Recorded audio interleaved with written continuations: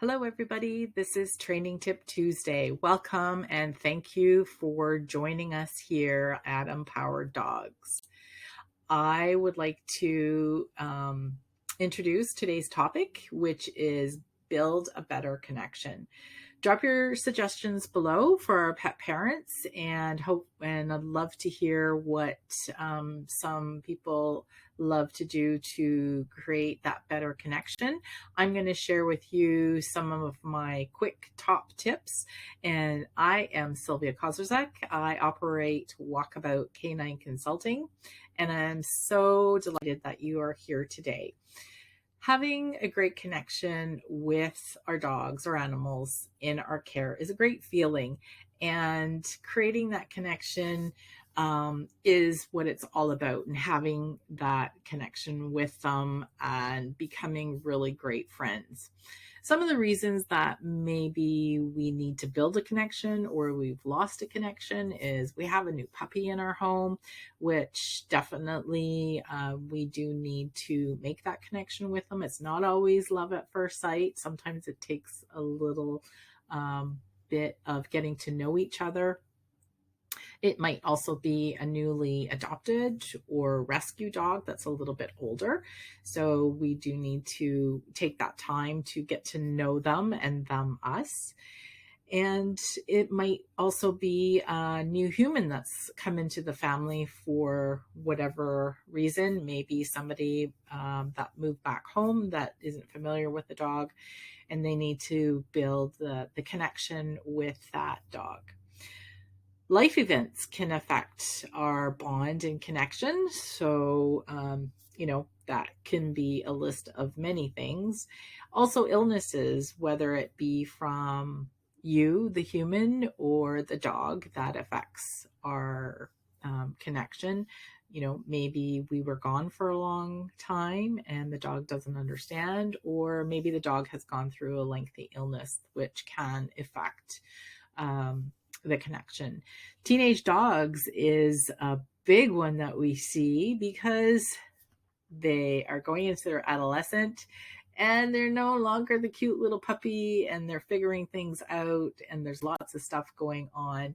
And sometimes owners get a little frustrated because they don't know what's happened, because their teenage dogs are just doing what comes natural to them. So in this tutorial, I'm going to talk about some tips to help you get that connection with your dog. And, what we want to do really is to create a bond.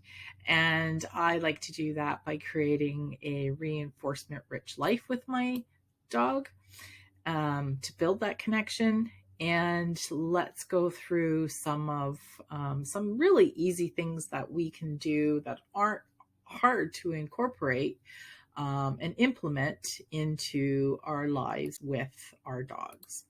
So tip number one is training using reward-based methods. This really helps build relationships. And if we make it fun, it's just going to skyrocket that relationship that you want to build with your dog. And studies show that animals really love to work for their food. So, using their food for training is going to really help you there. The other thing is we want to think about, which is tip number two, is playing with your dog. So play is a reinforcer, and as long as you're picking a type of play that your dog actually enjoys. So what does your dog like to do? Maybe they like to run. Maybe they like to fetch things. What's your dog's lane? Maybe they like to go in the water. And maybe they like to carry things. And, find out what's your dog's game and use that to create your bond. Tip number three is catch your dog doing something right and let them know. They will love you for it. Our dogs go out throughout their day making a lot of good decisions. And if we let them know, they will love us for it. Something as easy as our dog just lying down nice and quiet in the house, we can reinforce them for that. And, it's easy and it's fast. Tip number 4, enrichment like sniffy walks. That is something all dogs love to do. So we can just walk out the door, walk down our street and do this. We can go to the nearest park. We can go down to the beach. We can go to the forest on the trail. And this is something that we can go and do together and enjoy. Your dog will love the sniffing. You can enjoy nature, and you will come back feeling very, very happy after being out together. And tip number 5 is taking the pressure off yourself. Nothing has to be perfect right away if you're in a new relationship with your dog.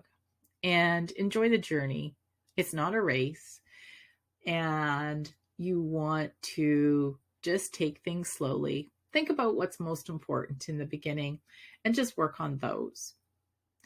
Tip number 6, don't be afraid to use management if you have a new puppy or a new dog and you think that they're not making the right choices. So, adding a leash, a baby gate, X-Pen, or crate will really reduce any frustration that you may feel,